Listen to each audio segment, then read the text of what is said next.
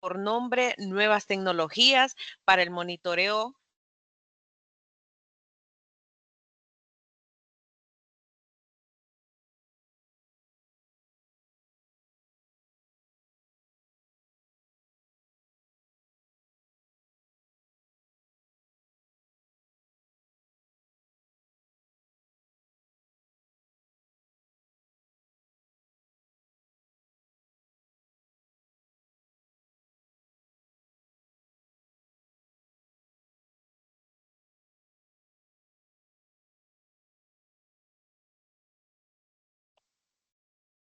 Muy buenas tardes, ¿qué tal? ¿Cómo están? Estamos teniendo un poquito de fallas técnicas con respecto al internet con nuestra anfitriona, así que voy a dar paso yo al ingeniero Darwin Guillón. Él nos va a estar acompañando en esta tercera sesión de sistemas integrales de geotecnia con el tema Nuevas tecnologías para el monitoreo geotécnico de deslizamientos y caídas de rocas en obras de infraestructura. Él es... Muchas eh, gracias, Héctor. ok, Ya listo, ahí estoy de está. regreso. Listo. Ya estoy de Ya puede regreso y dar el resto mil de la presentación. disculpas. Ok, Listo. muchas gracias. Sí, bien, les voy a comentar acerca del capacitador. Él es graduado en el año 2008 como ingeniero geólogo de la USB de Caracas, Venezuela.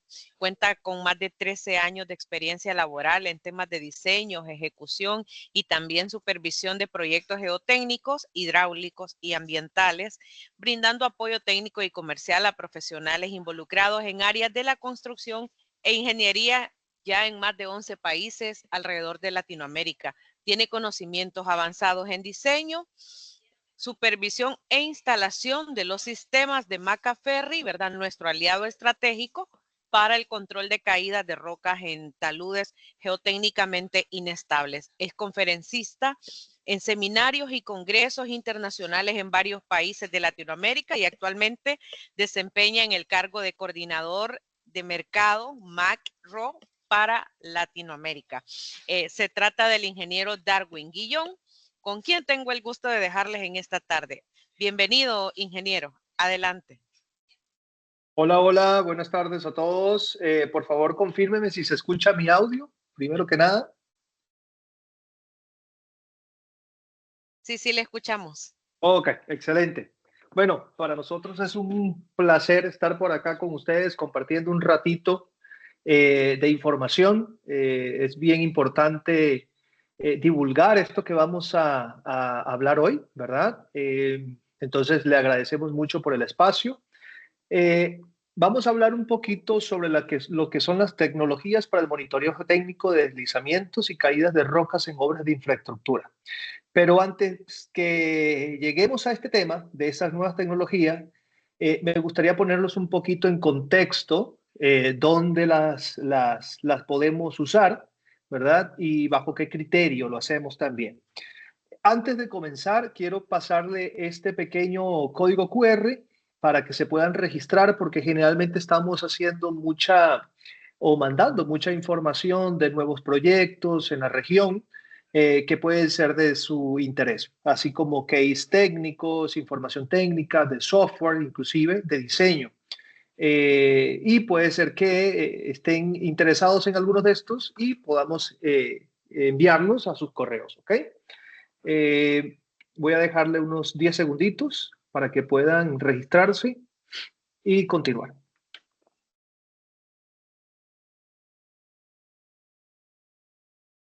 Ok, para seguir. Macaferri es una empresa que tiene muchos años de funcionamiento a nivel mundial y hoy por hoy contamos con varias soluciones para lo que es el control de caídas de rocas.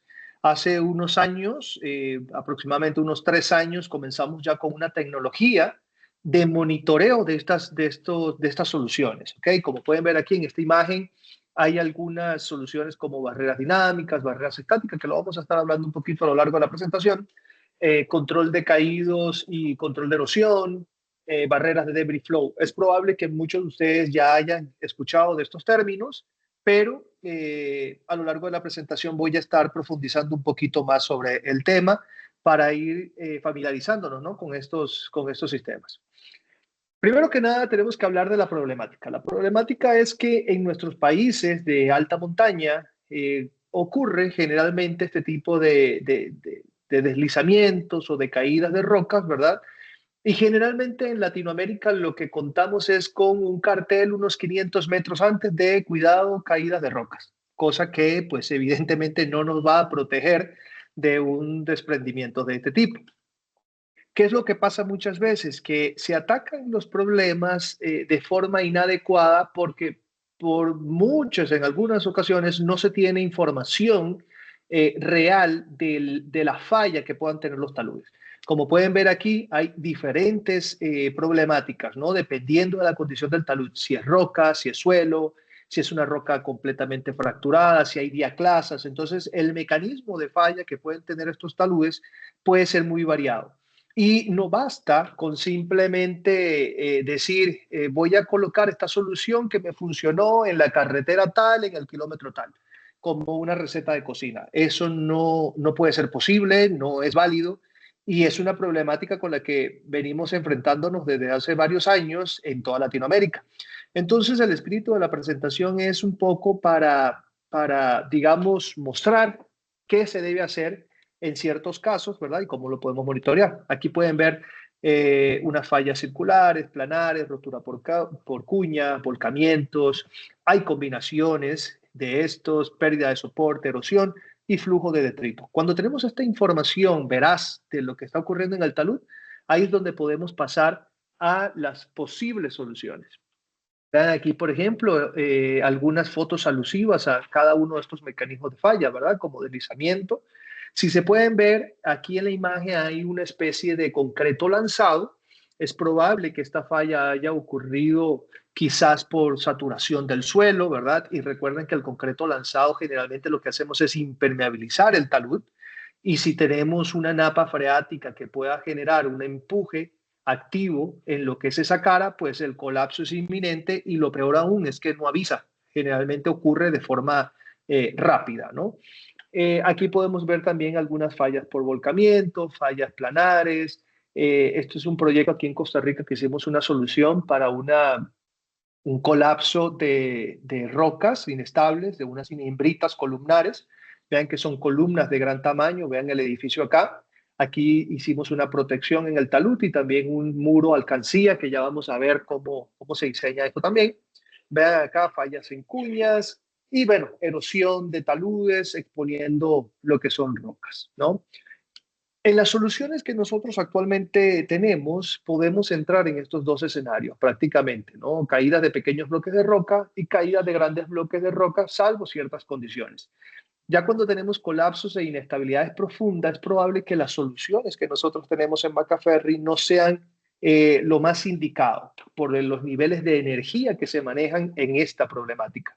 Y aún así, cuando tenemos estabilidad o inestabilidad global del macizo rocoso, prácticamente tendríamos que cambiar el sentido de la vía, si fuese el caso, ¿no? Tenemos inestabilidades muy profundas y tenemos una vía, probablemente las soluciones que tengamos no aplicarían para estos casos. Pero ya van a ver un poquito a ciencia cierta de a qué me estoy refiriendo. Vean aquí, por ejemplo, este video en Asia, donde tenemos una condición de saturación de suelos por exceso de lluvia, ¿verdad?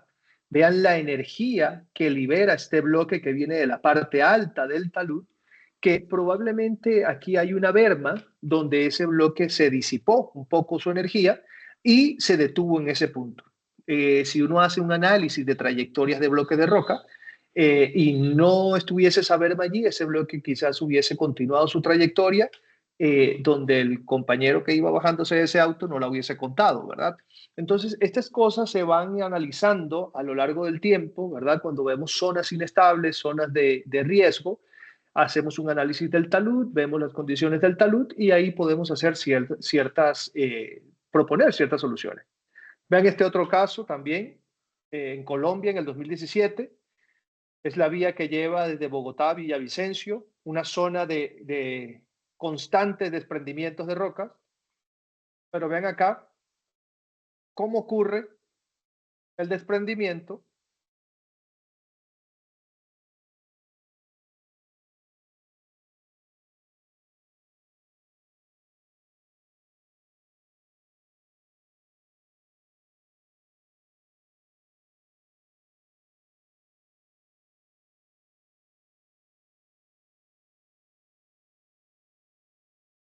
Vean todo el deslizamiento que ocurre en ese talud y la pregunta del millón siempre es, ¿cuánto no le cuesta al país cerrar una vía importante, verdad, entre dos ciudades durante ciertas horas o durante días mientras se hace el mantenimiento? Entonces, allí, esa es una zona de constante desprendimientos. Generalmente lo que se hace es dejar que caiga el material y después se hace el mantenimiento, pero eso suele ser bastante costoso y peligroso también, porque en muchos casos, y ya van a ver más adelante en la presentación, estos deslizamientos pueden llevarse vidas humanas, ¿no? ¿Por qué es importante la visita en campo? Muchas veces a nosotros nos llegan proyectos a las oficinas nuestras donde nos indican mediante una foto, mira, tengo esta problemática, ¿qué coloco acá? ¿Qué me sirve para esta problemática? Y eso no funciona así. No es, mira, voy a hacer pan, ¿cuáles son los ingredientes? ¿No? No, en ingeniería y menos en taludes se puede manejar de esa forma. Entonces, para nosotros es vital ir al campo, ir a ver las condiciones del talud, porque esas condiciones que uno ve en campo puede hacer que uno ejecute un mejor diseño o que tome en consideración algunas cosas de diseños que no se ven en la topografía cuando uno tiene un plano topográfico con curvas de nivel, y ya van a ver por qué lo digo, ¿no? Vean, por ejemplo, este caso. Entonces, en la India, en el 2021, donde tenían una zona de desprendimientos, y vean la condición del talud, una zona de desprendimiento en esta parte alta. Luego tenemos un talud, ¿verdad? Un poco con menos pendiente, pero hay ciertos afloramientos en el talud. Cuando uno va a diseñar una solución para estas condiciones, es importante ir a campo para ver cuáles son estos afloramientos que podrían desviar la trayectoria, la posible trayectoria de los bloques que se desprenden de la parte alta. Vean aquí, por ejemplo, este video.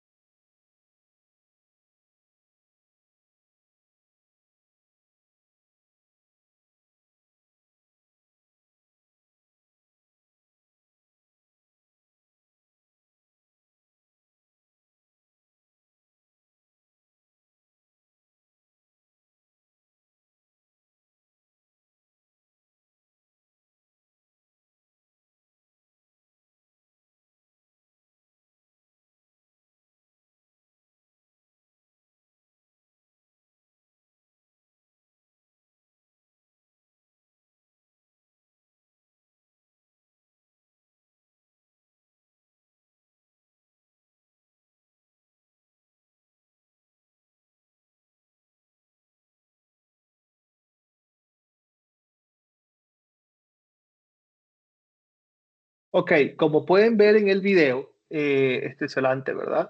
Como pueden ver en el video, el bloque de roca que destruye el puente, por ejemplo, venía a su trayectoria normal, se encuentra con un pequeño afloramiento, se eleva su altura y energía y termina impactando el bloque.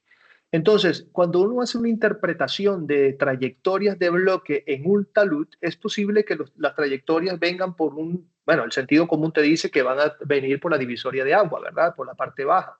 Pero estos afloramientos hacen que los bloques se disgreguen en otros bloques más una vez que impactan con más rocas o que cambien su trayectoria. Entonces, por eso es muy importante la visita en campo para determinar esas condiciones, ¿no? Luego tenemos esta condición de un debris flow, tradicional debris flow, también allá en la India, nuestros pobres amigos indios que sufren de todo esto y más, ¿no? Aquí vean un debris flow, una saturación de la parte alta del talud, viene bajando con muchísima energía, lodo, rocas, árboles, y pues obviamente por saturación de los drenajes, esto termina saliéndose del cauce, ocurriendo estas inundaciones y pues obviamente estos daños, ¿no?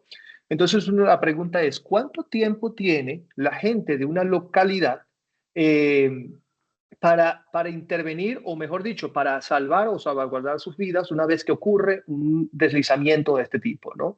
Y estamos hablando de que son minutos apenas. Entonces, ¿qué obras podemos hacer para evitar esto o por lo menos mitigarlo, mitigar el efecto?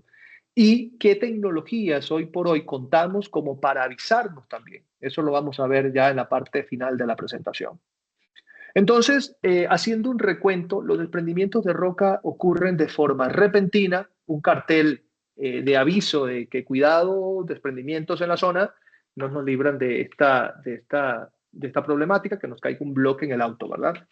Entonces, para poder hacer un diseño de este tipo de problemáticas, debemos de dividir el talud en 3 zonas. Una que es la zona de desprendimiento, como ese video de la India que vieron, donde se van a desprender bloques de roca o deslizamiento de suelo. Luego tenemos una zona de transición, donde esos bloques van a fluir, ¿verdad? O la masa de suelo va a fluir. Pero el problema es que a veces esta zona de transición no se cuenta. Digamos, tenemos una zona de desprendimiento e inmediatamente a la par tenemos lo que es la zona de impacto, lo que queremos proteger. O sea, tenemos un talud y a la par tenemos una vía. Cuando esa variable aparece, es decir, que no contamos con esa zona de transición, las soluciones que podemos aplicar se reducen también. Entonces, ya van a ver de qué se trata esto.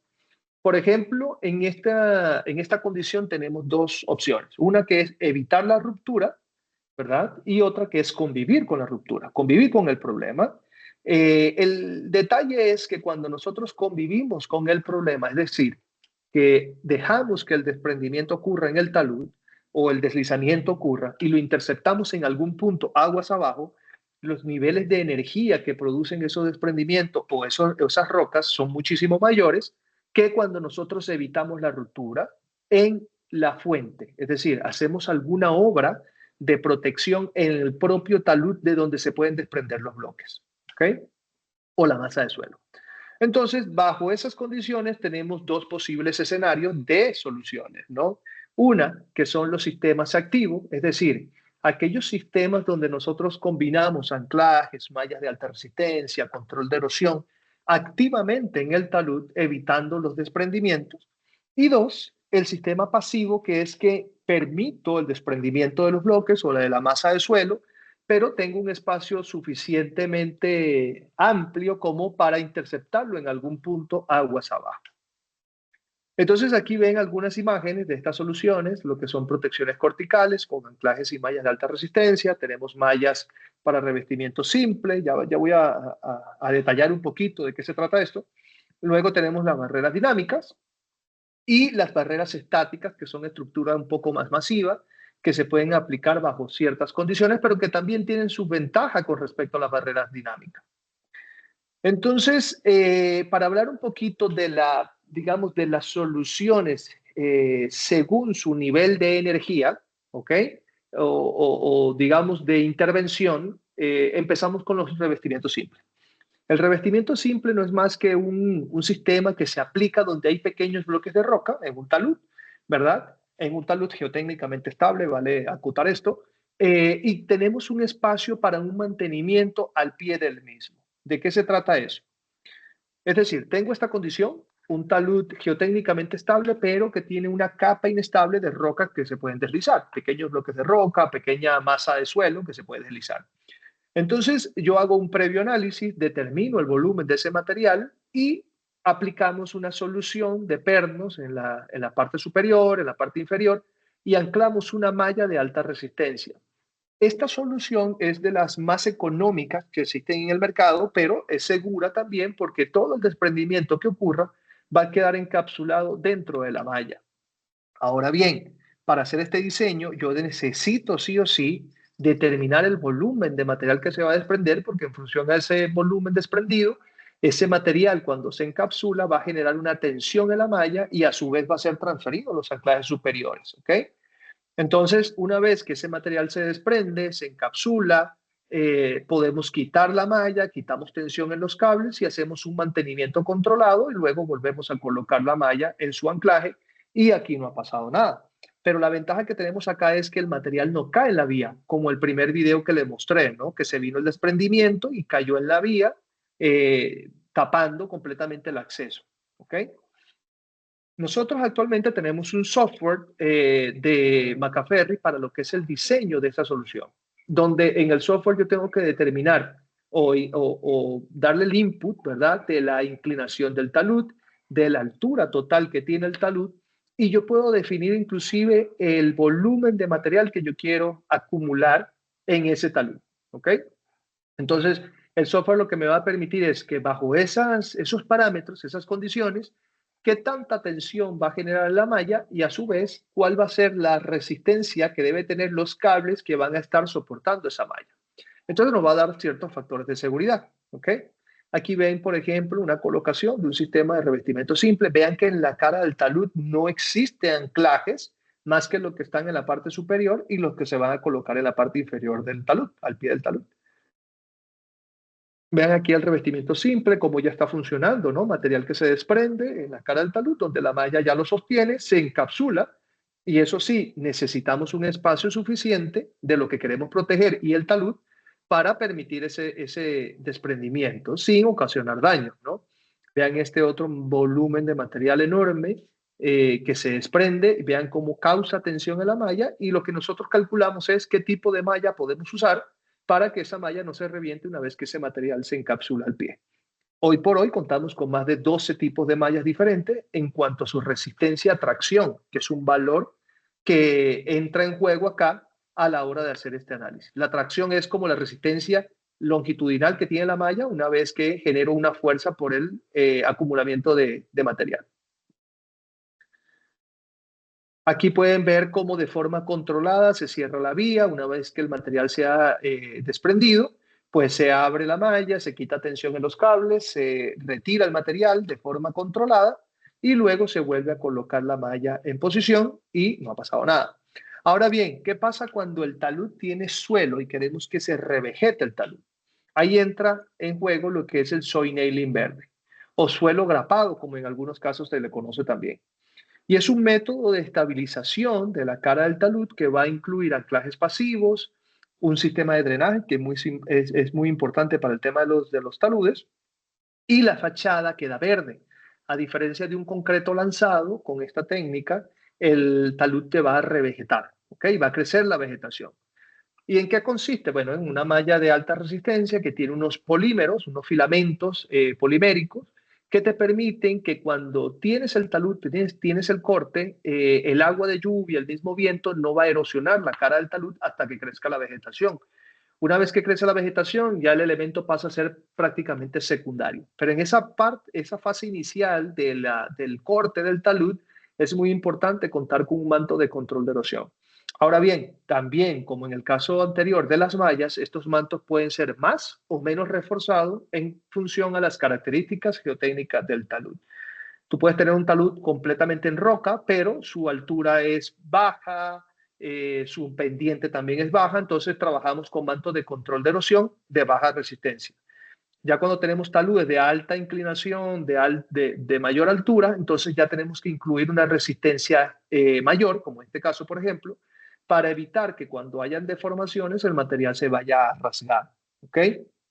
Esta es una técnica que se aplicó en Guatemala antes de la aparición de uno de los sistemas nuestros que tiene 3 elementos en uno, el MAT-HS. Vean aquí, por ejemplo, cómo tienen un control de erosión y los anclajes están unidos entre ellos con cables de alta resistencia, precisamente para evitar las deformaciones de la cara del talud.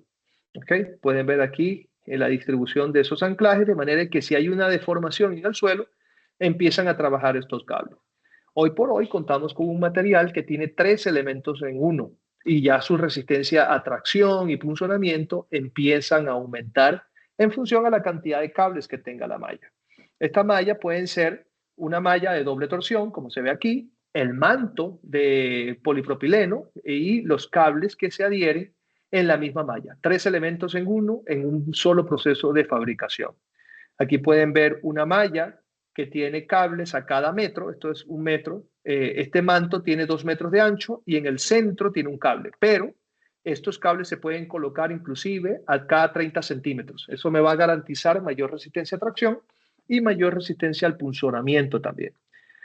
Para los que se preguntan qué es el punzonamiento, es la resistencia que debe tener la malla cuando, por ejemplo, aquí tenemos 4 anclajes y en el centro se desprende un material, eso va a generar un punzonamiento hacia la malla. Esa fuerza que genera ese material desprendido, nosotros la denominamos punzonamiento. Entonces, la malla que coloquemos en un talud debe tener mayor punzonamiento que el propio desprendimiento que se pueda ocurrir en esos 4 anclajes. ¿Okay? Eso es lo que nos va a garantizar un mayor factor de seguridad. Aquí pueden ver esa malla, ese Magmat HS, que tiene cables a cada 30 centímetros, como les dije. Es uno de los mantos reforzados de mayor capacidad que tenemos actualmente. Como les mencionaba, tiene 3 elementos en uno: la manta, la malla y los cables. Es una sola instalación. Vean, por ejemplo, la condición de este talud. Era un talud bastante fracturado, con suelo, con rocas, y se necesitaba algo de bastante resistencia. Vean, por ejemplo, este otro caso. Esto es 1 kilómetro de protección donde usamos 6 tipos de malla. La condición de este talud era bastante complicada, geotécnicamente hablando.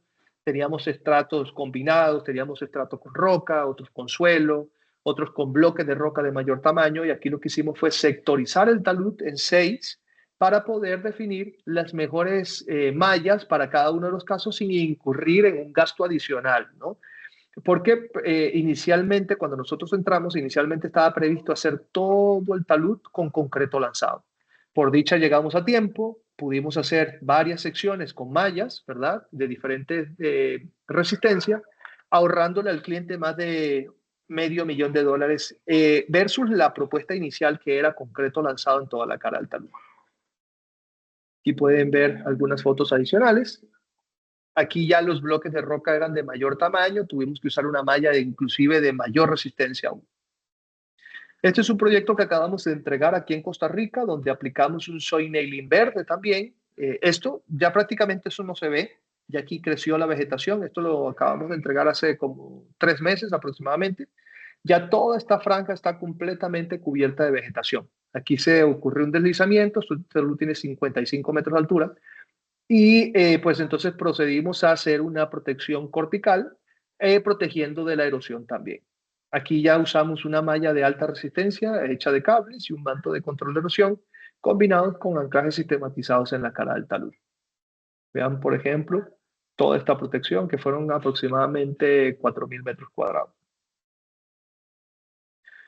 Ok, ahora entramos a lo que son las protecciones corticales, pero ya de mallas de alta resistencia, método que utilizamos para taludes básicamente que son en rocas.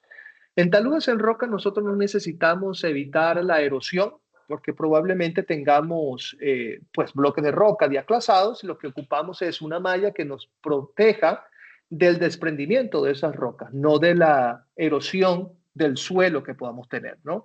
Entonces, para hacer un diseño de este tipo de soluciones necesitamos la inclinación del talud. Este es uno de los datos que metemos en nuestro software. Inclinación del talud, inclinación de la junta crítica. Hacemos un análisis de las diaclasas que tenemos en la cara del talud y esa información la metemos en el software. Luego, el espesor de la capa inestable. Importante resaltar, ¿no?, que este talud tiene que ser geotécnicamente estable y lo que vamos a proteger es el desprendimiento de la cara inestable del talud. Este espesor pueden ser, no sé, desde 50 centímetros hasta 4 metros de profundidad. Ya cuando estamos hablando de espesores mayores, es posible que esta solución no sea la mejor, porque pudiéramos tener una falla global en el talud. Entonces, eso es muy importante acotarlo también. Y luego la característica de la roca como el peso específico. Recuerden que estos software son software que se manejan bajo el criterio de equilibrio límite. Entonces, ese dato es muy importante porque vamos a hablar de pesos, de bloques que se desprenden y de resistencia de mallas que deberían soportar ese peso desprendido, ¿no? Entonces, cuando uno coloca en un diseño un determinado tipo de malla, aquí estoy haciendo el ejemplo con 3 tipos de mallas diferentes, de diferentes resistencia, tracción y punzonamiento. Recapitulando, el punzonamiento es la capacidad que tiene la malla de absorber esa energía o esa fuerza que generan estos bloques que se desprenden entre los anclajes, ¿ok? Entonces, mientras más resistente la malla y menor deformación tiene, mejor va a ser para el proyecto. ¿Por qué? Porque de nada nos sirve colocar una malla que tenga una altísima elongación, se desprenda el material y quede ahí en pendiente negativa prácticamente todo el material deslizado, ¿no? Necesitamos protegerlo, el talud, con una deformación bastante baja. Y por supuesto, como todo material de ingeniería, estos elementos son ensayados a tracción, a punzonamiento, bajo una normativa, en este caso una normativa UNI 11437, donde se colocan estructuras y se aplican, en este caso, tracción pura en la malla, ¿ok? Y en este caso, lo que es el punzonamiento. Entonces, esas informaciones están en nuestras especificaciones técnicas, ¿no? La resistencia a tracción y punzonamiento de cada una de nuestras mallas que son los valores que necesitan los diseñadores, los consultores para poder proponer una de estas soluciones.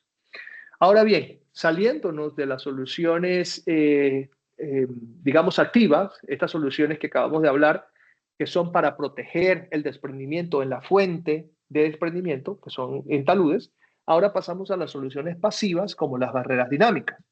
¿Ok? Las barreras dinámicas son estructuras que se colocan aguas abajo de la zona de desprendimiento. Estas barreras, también como todos estos materiales que nosotros vendemos en nuestra empresa, tienen que pasar por una prueba destructiva. Esta prueba destructiva, en este caso en particular, es un ensayo que se hace con una sección de barrera y se deja caer un bloque de roca de diferentes tamaños a cada una de nuestras barreras y con eso podemos determinar cada una de las energías que van a tener las barreras. ¿Ok?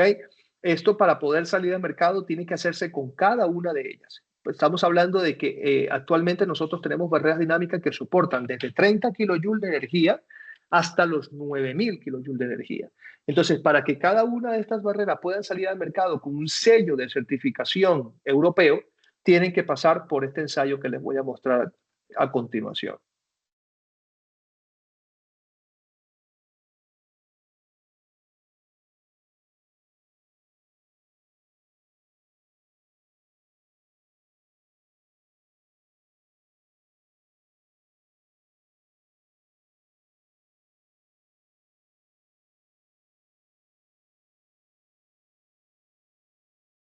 Eso que acaban de ver es un ensayo, como les digo, un ensayo destructivo, donde esta barrera soporta, o este ensayo fue hecho bajo el criterio MEL, el máximo nivel de energía que soporta la barrera. Esta barrera tenía una capacidad de 6000 kilojoules y este bloque con esas dimensiones a esa altura generaba esos 6000 kilojoules de energía.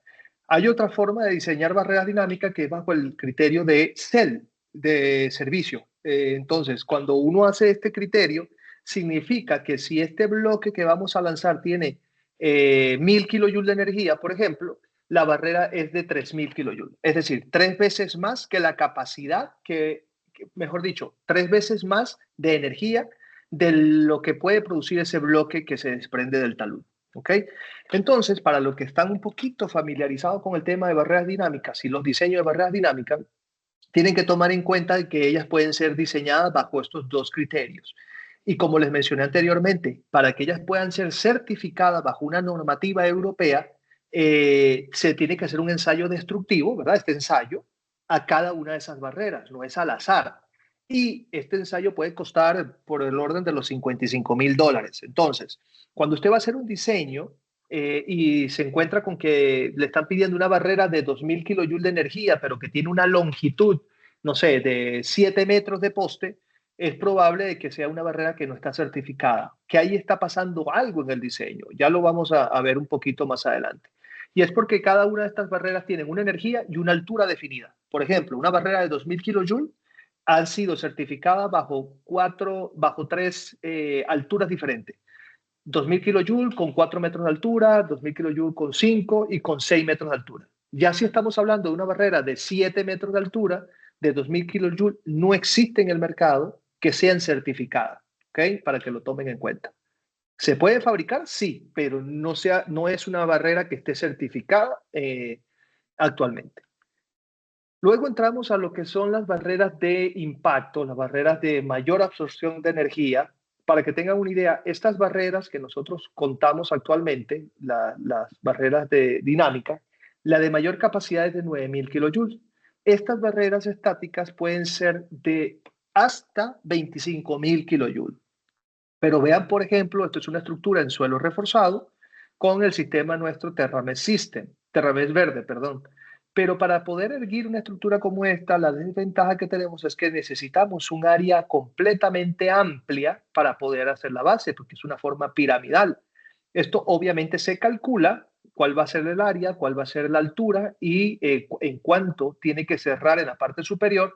Y en función a eso, entonces va a tener mayor o menor capacidad de absorción de energía. La ventaja que tiene este tipo de barreras en comparación a la barrera dinámica es que soporta más impacto y de mayor energía también. Entonces, en aquellas zonas donde constantemente tenemos desprendimiento, esto puede ser una buena alternativa, pero la desventaja, por otro lado, es el espacio disponible para erguir esta estructura. En el caso de la barrera dinámica, la podemos colocar en cualquier posición en un talud, ¿no? Vean aquí, por ejemplo, otras imágenes. Esta es una zona de bastante desprendimiento. Vean la condición del talud, vean la vía que pasa por acá. Aquí pues se pudo hacer esa barrera, ¿verdad? Dos barreras, una de 291 y una de 50 metros, porque constantemente se vienen bloques, ¿no? Entonces, por eso se optó por esta y no una barrera dinámica.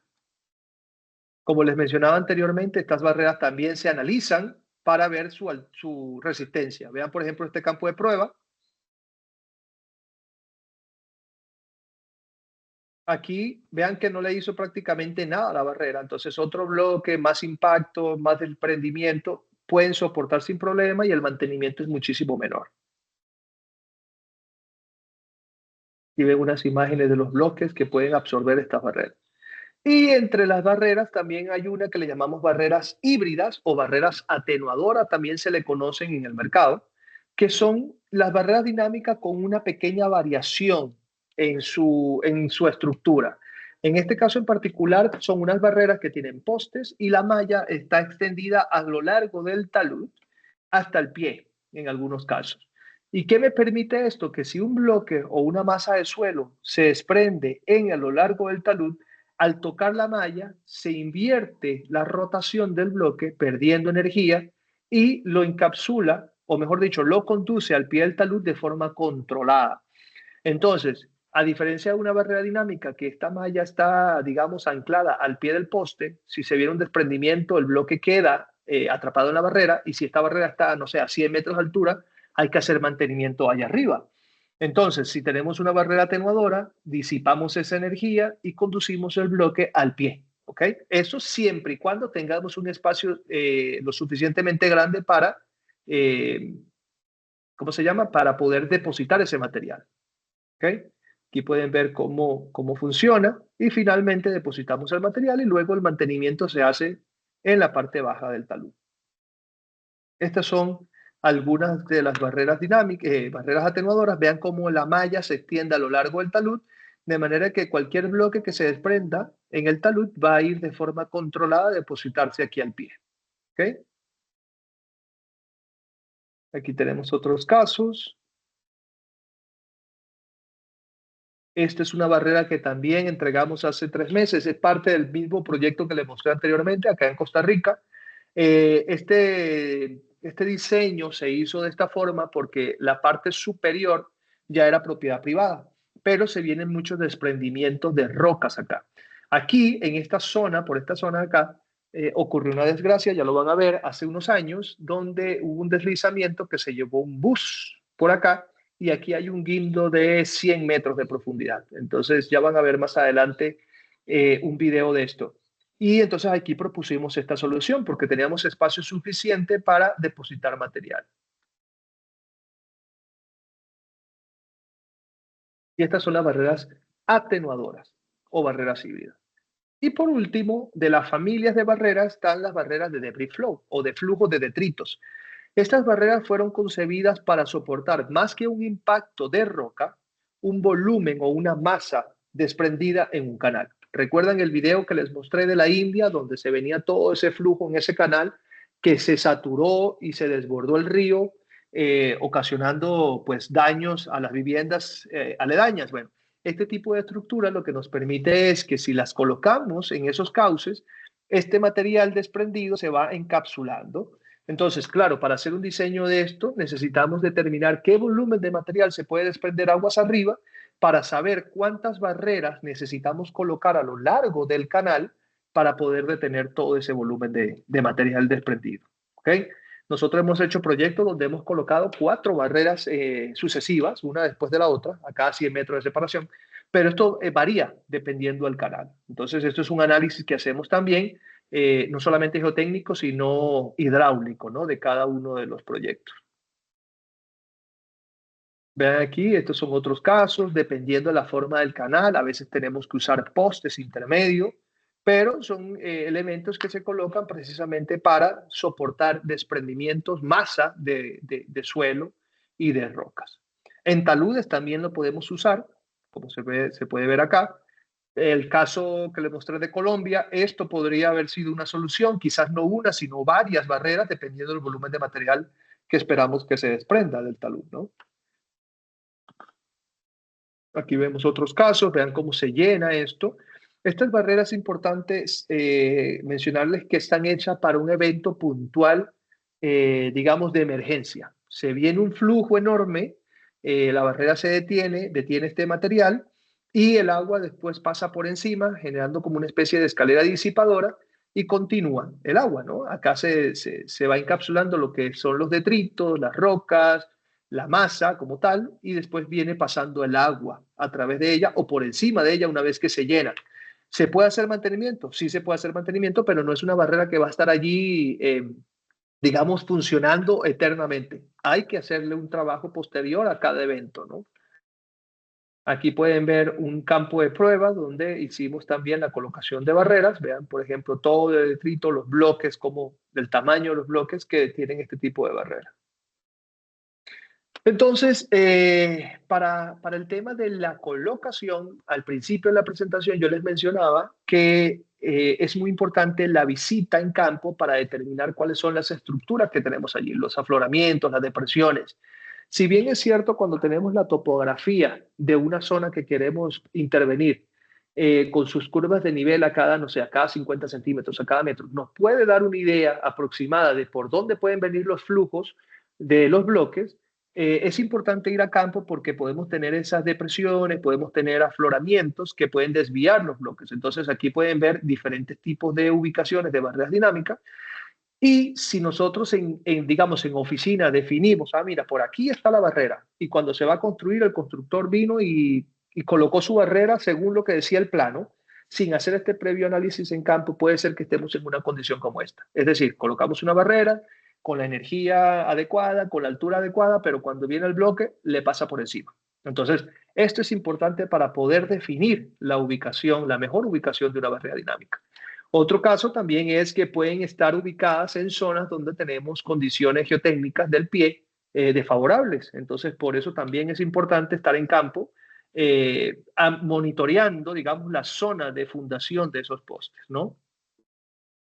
Este es un elemento, es una barrera dinámica de 5.000 kilojoules de energía que instalamos en Colombia, de 70 metros de longitud, en una condición donde generalmente de este talud se desprendían bloques, ¿verdad? Y ocasionaba daños a la infraestructura. Entonces aquí habían dos opciones. Una, que era intervenir el problema desde la fuente, o sea, colocar mallas en todo este perímetro, en toda esta área, mallas con anclajes activos para detener los bloques al pie, detener los bloques en la fuente de desprendimiento. Y la otra opción era la solución pasiva, la que le mencionaba al principio, colocar una línea de protección con barreras dinámicas, esperando que el desprendimiento ocurriera. ¿Ok? Por supuesto que la primera opción, que era coser todo este talud, implicaba un gasto muchísimo mayor porque las perforaciones tienen un costo mucho más elevado, porque aparte iba a ser una cuadrícula de prácticamente de 2x2, ¿no? De perforaciones en toda la cara del talud. O sea, se iba a llevar muchos metros lineales de perforación. Y eso hacía un poco más costoso, bueno, un poco no, mucho más costoso el proyecto que hacer solamente perforaciones para la barrera como tal en una sola línea puntual, ¿no? Aquí pueden ver la barrera ya terminada. Esta barrera yo tuve la oportunidad de intervenir no solamente en el diseño, sino en la ejecución de ella. Y una vez que teníamos todas las perforaciones hechas en el talud, pues en 7 días, 9 días, instalamos toda la barrera. Es realmente una solución bastante rápida de instalar, pero vean la cantidad de perforaciones que se hicieron aquí, ¿no? Aquí tenemos 1, 2, 3, 4, 5, 6, 7, 8, 9 perforaciones, a los lados 4. Prácticamente estamos hablando de unas 20 perforaciones versus hacer, no sé, unos 2.000 en toda la cara del talud en la solución activa, malla y pernos. Entonces, vean lo importante que es saber cómo atacar el problema, ¿verdad? En función también al presupuesto que tenga el cliente, ¿no? Entonces, en este caso, pues la mejor alternativa fue una barrera de mucha energía, pero una protección lineal acá.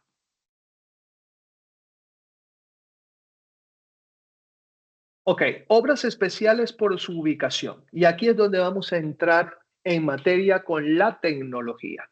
Ok, vean por ejemplo este caso. Aquí tenemos una barrera dinámica, aquí tenemos un control de erosión o una protección cortical y vean el tren por donde va pasando aquí a la par.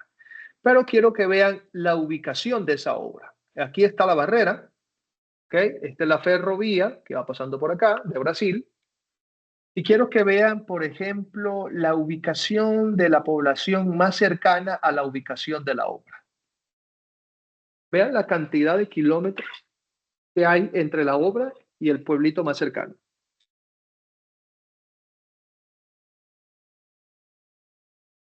Vean este otro caso. Estas son barreras dinámicas hechas en una mina en Perú. Aquí está una, aquí está otra, y vean la vía por donde pasa. Y la pregunta es, ¿qué tienen en común este par de estructuras o este par de obras? Y es que son obras completamente remotas, es decir, si ocurre un desprendimiento en las barreras, no tenemos forma de saber que ocurrió ese desprendimiento. No hay manera de saber cuándo ocurre y peor aún, si ya ocurrió, no las ves, ¿no? El área de protección crítica y de difícil acceso visual, ¿no? Para las estructuras. Pero estas obras, una vez que ocurren, cuando ocurre, digamos, el desprendimiento, necesitan un rápido mantenimiento para que ellas sigan funcionando. Entonces, ¿cómo podemos resolver estos problemas donde tenemos obras que están ubicadas a, no sé, a 2.000 metros de altura de lo que queremos proteger, como en el caso de la mina de Perú, o que están muy alejadas del pueblo, ¿no? De la población más cercana? Ahí es donde entra la tecnología. Una tecnología que tiene Macaferri de hace aproximadamente 3 años, que es el monitoreo en tiempo real de las obras de infraestructura vial o de infraestructura minera, ¿no? Con estas soluciones. Y este dispositivo, por muy sencillo que se vea, es lo más avanzado que existe hoy por hoy de monitoreo. ¿En qué consiste ese dispositivo? Es un plato, como lo pueden ver ahí, de 8 kilos apenas, que tiene 4 cables de un lado y 4 cables del otro. Esos cables se extienden a lo largo de la barrera dinámica, ¿verdad? Protegiendo, o mejor dicho, monitoreando 20 metros por cada plato.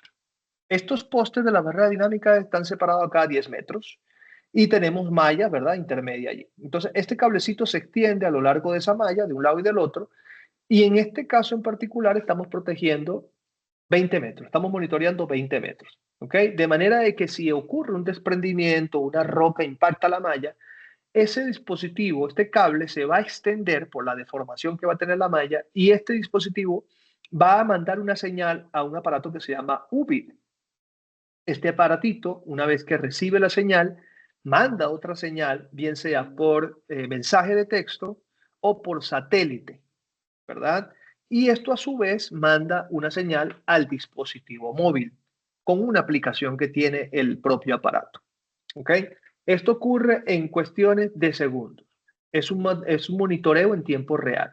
Una notificación sencilla donde tú tienes un dispositivo, como decir un mensaje de texto, una aplicación, ¿verdad? Te da el estatus del dispositivo y la ubicación del evento. Para que tengan una idea, este UBIT que funciona con paneles solares, no necesitas electricidad, por eso puede estar ubicada en cualquier lugar de forma remota, ¿verdad? Este dispositivo tiene la capacidad de soportar hasta 100 Hello Mac, 100 platos de estos, ¿ok? En un radio de 5 kilómetros. De manera de que en la aplicación que puedas tener de este monitoreo, si ocurre un desprendimiento en una de las barreras, te va a indicar exactamente cuál fue la que se desprendió, cuál fue la que, digamos, detuvo el desprendimiento. ¿Ok? Te llega una notificación, te indica exactamente cuál es la barrera que ha sido impactada y en tiempo real tú tienes esa información.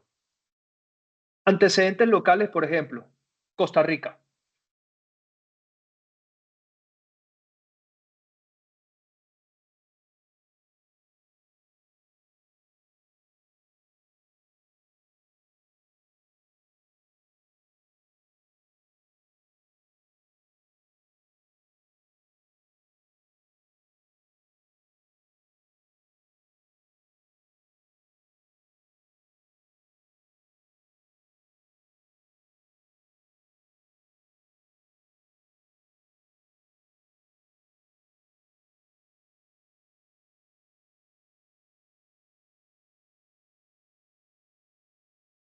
Bueno, vean que, por ejemplo, estas son imágenes del mismo sitio. Vean que los colores son diferentes. Es decir, todos los años, en cada invierno, ocurrían esos desprendimientos. Un debris flow, prácticamente un debris flow lo que ocurrió allí.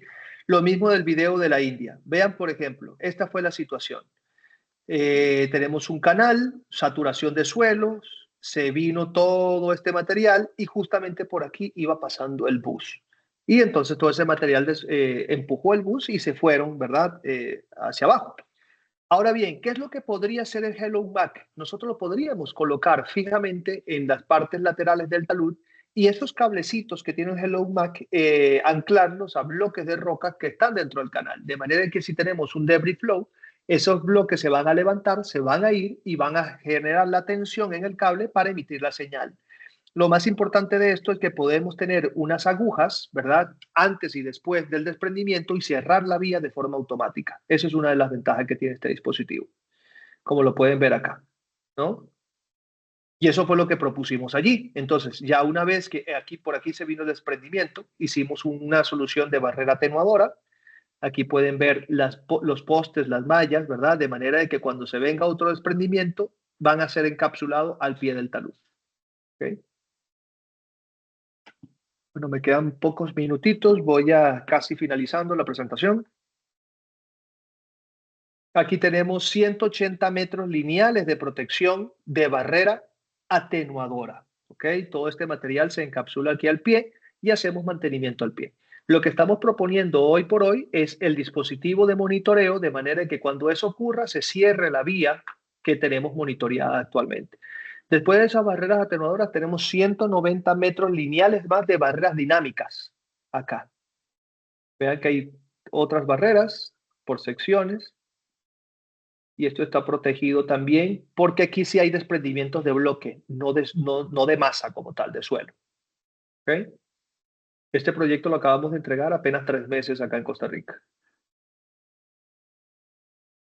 Aquí tenemos las barreras dinámicas, las barreras atenuadoras y 500 metros más adelante está el soy nailing verde que les mencioné, este que está acá. Entonces fueron 3 soluciones aplicadas en prácticamente 1 kilómetro de, digamos, de problema, inestabilidad geotécnica en taludes.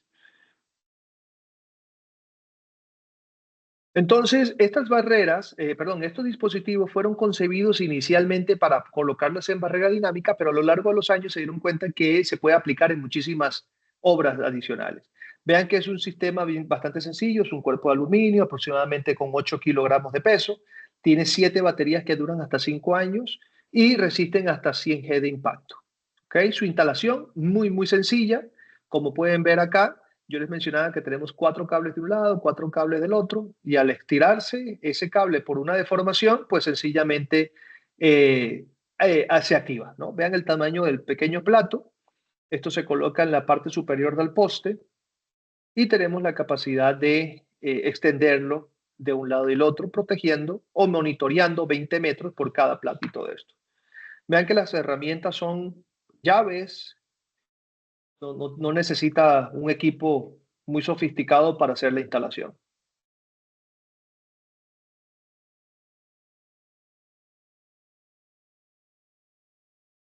Y básicamente esto es lo que se necesita para hacer la instalación del dispositivo.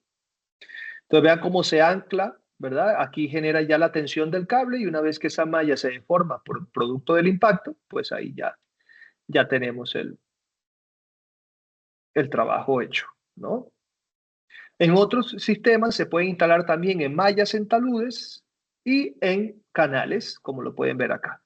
Vean aquí la instalación en mallas, también monitoreo de mallas y en canales. Por ejemplo, un canal lo podemos tener acá, el cable se extiende y se coloca en una roca como esta, por ejemplo.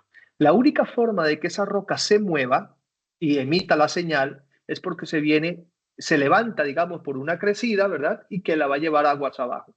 Una vez que eso ocurre, entonces el dispositivo se activa, se emite la señal al celular y si tenemos obras de barrera de debris flow, tenemos una posibilidad muchísimo mayor de proteger a la población aguas abajo, como el video de la India, por ejemplo. Tenemos el aviso en tiempo real y tenemos la contención también. Dispositivos como medidores de tensión, inclinómetros, estaciones meteorológicas y sensores hidrológicos también se pueden emparejar con este dispositivo, de manera de que si tenemos frecuencia de radio, podemos usar los inclinómetros. De manera de que si tenemos un desprendimiento, un deslizamiento en talud y no tenemos una obra de protección, pero sabemos que hay una condición desfavorable, podemos usarlo para monitorearlo, ¿no? Igual en crecidas de ríos, esto también puede salvar muchísimas vidas. Entonces las posibilidades crecen exponencialmente. Aquí tenemos una pequeña demostración, está en portugués, pero lo que dice es que estira el cable, emite la señal y ahí entonces para verificar la aplicación, cómo funciona.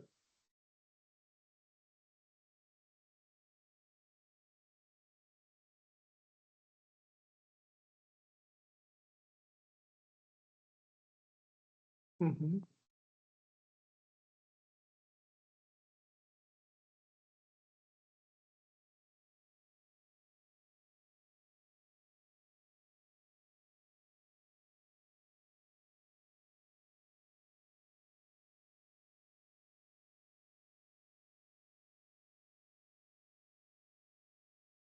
Ahí está. Entonces tú puedes tener, digamos, el gobierno tiene una zona de monitoreo con ese dispositivo y la población que usa, los usuarios que usan esa vía, pueden tener la aplicación, ¿no?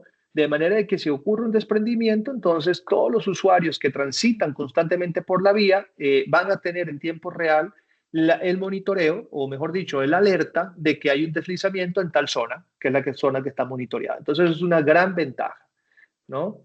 Aquí pueden ver que en las conclusiones, ya para finalizar, en muchos proyectos es necesario tomar en cuenta la ubicación y el tiempo de respuesta para aplicar mantenimientos de la estructura una vez que entren en funcionamiento. En ocasiones estas suelen estar en zonas de difícil acceso visual, por lo que contar con un dispositivo de alerta temprana es una buena opción para acortar los tiempos de respuesta. La automatización del sistema de cierre de zonas monitoreadas representa la mejor alternativa para alertar a los usuarios en tiempo real de peligros latentes de deslizamiento. Hace como 2 semanas estuve en Colombia viendo este tema y nos decía un ingeniero de una obra importante allá que ellos tienen un sistema de monitoreo, pero como lo tienen con una empresa china, el monitoreo llega, digamos, la señal llega, pero es procesada en China y la información llega un día después. Entonces, imagínense lo importante que es tener en tiempo real cuando tenemos un deslizamiento como en el caso de la India, ¿no? Si llega un día después, imagínense la cantidad de lesionados o afectados que podamos tener una vez que nos enteramos. Entonces, no es tan viable. Esto ya representa algo de tecnología mucho más avanzada, una tecnología de punta y que puede ser aplicado para cualquiera de las obras donde nosotros podamos haber intervenido. Entonces, básicamente era lo que teníamos para mostrarles el día de hoy. Creo que cumplí con el tiempo exacto y no sé si queda tiempo para preguntas y dudas. Muchísimas gracias, ingeniero. Sí, tenemos espacio para un par de preguntas, si es posible. De la gente que está, tiene dos opciones, las puede hacer aquí al chat o sencillamente puede levantar la mano, yo le habilito el micrófono y la puede hacer directamente al ingeniero. Entonces, si tenemos espacio para un par de preguntas, no hay ningún problema, las podemos evacuar sin ningún problema. Esperemos a Ok. ver si aparece alguien ahí con alguna preguntita. Bueno, incluso hay una por aquí. Ujú. Dice Mario Estrada, ¿puede darme una idea en porcentaje aproximado de la parte del diseño de una de sus soluciones versus el costo de esta solución? Asimismo, ¿cuánto sería el porcentaje del mantenimiento continuo comparado con el costo de construcción? Ok, supongo que estás hablando de una solución tradicional como concreto lanzado, quizás. Concreto lanzado versus una opción de mallas con pernos. No sé si la entendí bien. Asumo que sí. Igual, Ok. cualquier cosa, Ujú. pues pueden levantar la mano, ¿no? Ok, ok. Mira, para que tengan una idea, en ese caso de Colombia, que le hicimos el ejercicio, ¿no? De sectorizamos esos 6 tramos de talud, ahí tuvimos una reducción de $500,000 para un tramo de 1 kilómetro. Estamos hablando de que, por ejemplo, para esas condiciones de concreto lanzado versus mallas, podemos tener una reducción de costos de un 60% aproximadamente. Y no solamente eso, también la instalación, porque la instalación de mallas es algo muchísimo más sencillo que hacer todo un procedimiento, ¿verdad? Y bueno, y lo que implica, el que ya ha trabajado con concreto lanzado, lo que implica toda la logística para poder hacer esta operación. Malla es, tenemos los anclajes, extendemos la malla y le ponemos la placa a cada anclaje y ya queda el sistema funcionando inmediatamente. Ok, muchas gracias. Vamos a ver si hay alguien más que tiene alguna otra pregunta. Solo levanta la mano y hace la pregunta. Si no, pasamos al tiempo de sorteo. Pero si hay alguien más que tenga una pregunta, la puede hacer. En este caso, yo voy a ir preparando el sorteo mientras aparece alguien con alguna pregunta.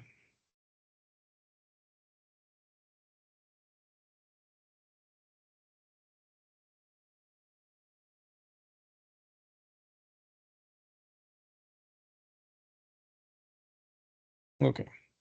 Vamos a hacer el sorteo de 3 chalecos. Vamos a ver cómo nos va.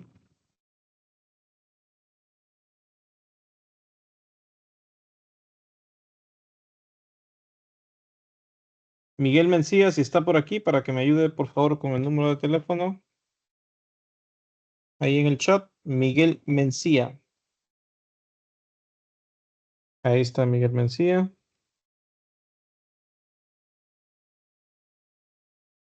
Ya lo tenemos por aquí. Vamos a hacer el siguiente.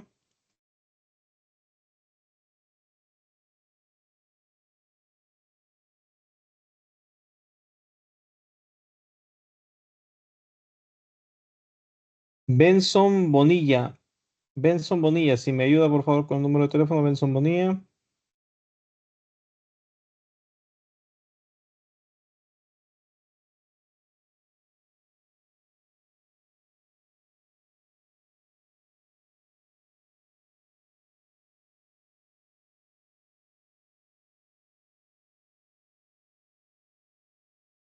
Ahí está Benson Bonilla.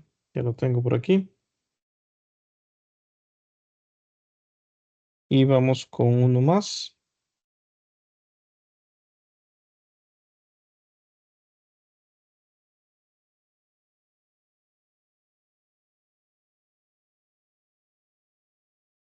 David.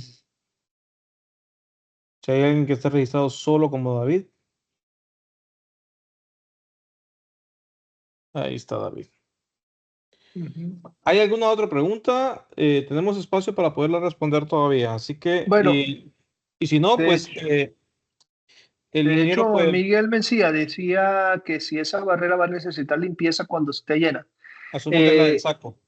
Ajá, sí, efectivamente se necesita mantenimiento. De hecho, se hace una inspección visual porque esas barreras tienen disipadores de energía, que son unos cilindros que se contraen para que la malla se deforme de forma que detenga el movimiento. Entonces, cuando hay un desprendimiento, lo primero que se hace es visualizar cómo están las condiciones de los disipadores de energía y si la malla se dañó, si hay algún poste dañado. Entonces, sí, efectivamente, después de cada evento hay que hacer un mantenimiento, si fuese el caso, ¿no? Correcto. Bueno, muchísimas gracias, ingeniero. ¿Me ayuda colocando otra vez su contacto para dejarlo ahí Claro, en lo que hacemos el cierre? Ya que no hay otra pregunta, que por lo visto quedó muy claro la explicación, así que, voy a escribírselo en el chat, ok, mi correo, por cualquier duda que tengan adicional, ahí podrán ubicarme. excelente. No, muchísimas gracias, ingeniero Darwin Guillón. Si nos ayuda ya con el cierre y pues ya con eso terminamos este webinar de hoy. Bueno, muchísimas gracias a todos por la asistencia. De verdad, espero que les haya servido un poquito la información. Y como les mencioné anteriormente, cualquier dato adicional pueden ubicarme en mi correo y con muchísimo gusto vamos a estar compartiendo más detalles del asunto. ¿Ok? Muchísimas gracias a todos. Buenas tardes. Muchísimas gracias a todos y listo. Nos vemos a la próxima. Eso. Hasta luego. Que estén bien.